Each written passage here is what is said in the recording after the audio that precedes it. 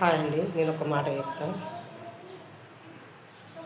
బక్కగా ఉన్నప్పుడు ఇగో ఇట్లా గుడ్డు తీసుకోండి, ఇట్లా రెండుగా. అయితే ఇప్పుడు లావుగా అయిపోయినా 4 సంవత్సరాల కింద ఉట్టిపించుకున్న జాకెట్లు అత్తలేవు.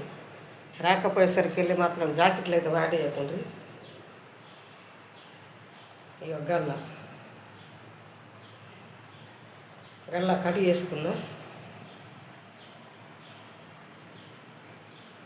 ఇట్లున్న గల్లను ఇట్లా చేసిన